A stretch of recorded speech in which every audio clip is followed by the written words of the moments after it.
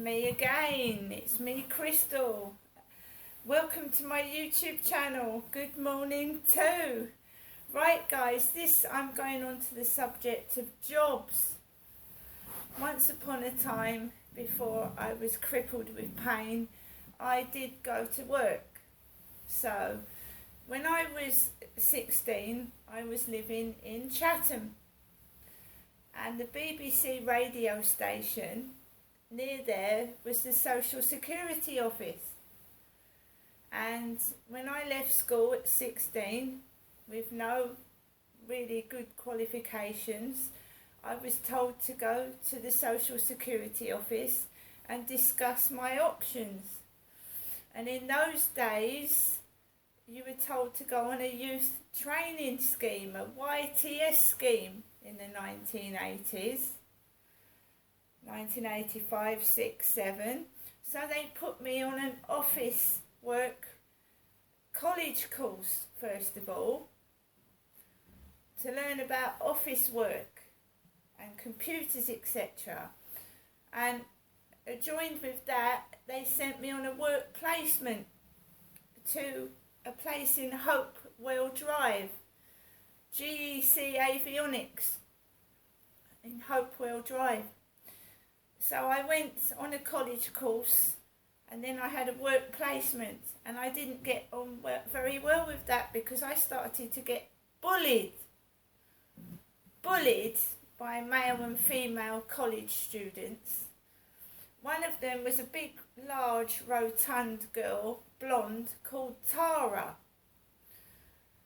And she wasn't attractive. She was a large, big lady. I was tall and thin then.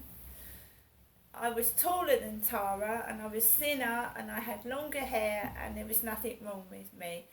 What I was being bullied for was I was shy. Now, a lot of people that are shy get bullied at school. What is shyness? It's being afraid to speak out. You don't like social situations. I could speak to a person face to face, one on one, but more than one people made me embarrassed. I used to blush. I used to slur my words and get them all mixed up. And I didn't like to be the centre of attention. So when someone said, "What do you think?" in front of a class of 30 people, I wanted to run outside of the door and disappear. This Tara took it on herself to bully me, and computers were just starting out, you know, the old big things, big bloody screens and a big keyboard, not like they are now. And they were teaching us about computers, and one of the lessons was to make the computer speak, a computer voice, input words into the computer to make it speak. And of course, what do people think can embarrass someone? Talking about sex, you know, let's embarrass, and they were calling me Jenny, which is my mum's name. Let's embarrass Jenny by putting rude things on the computer. I was 16, I was being abused by my dad, I knew what sex was, but I hadn't had a boyfriend. And obviously this experienced Tara, big girl, had been around a bit because the words that were coming out of that computer. And I was an inexperienced 16-year-old who hadn't had a boyfriend. So she was getting, this is no word of a lie, I swear on the Holy Bible, she got this computer to say this: Simon wants to lick Jenny out. Simon wants to lick Jenny out. And I stood this youth training course, YTS scheme, for a couple of months, and then I walked into the boss's office and I said, I am not putting up with that. I said, I can't work, these people are bullying me, I shouldn't have to put up with this. I said, if you don't do anything about it, I'm going to walk out. And he moved me to another job. He moved me somewhere else.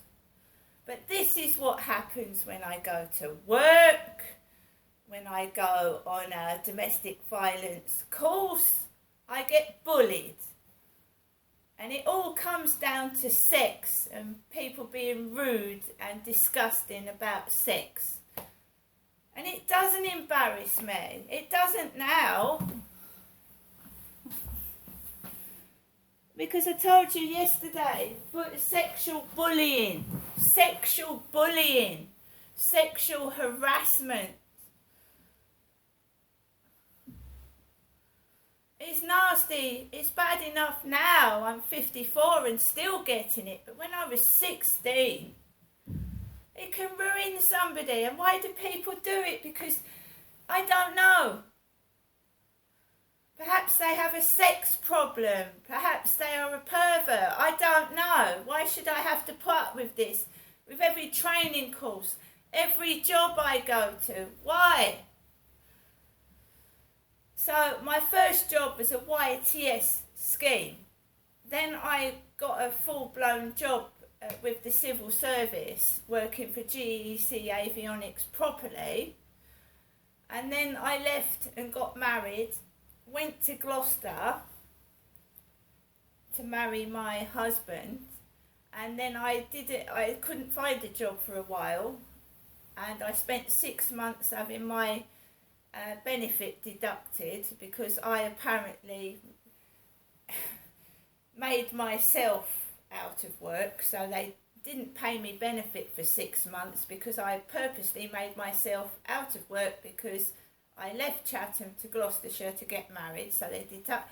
I was living hand to mouth first of all because I didn't have any money for 6 months in Gloucester. In 1990 I managed to find a job by going on a job scheme at the job centre.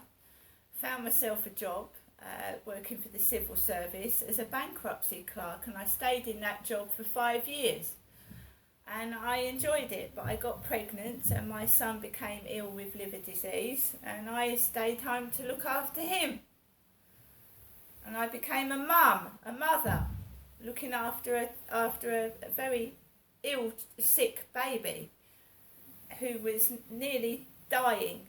In fact, he was dying.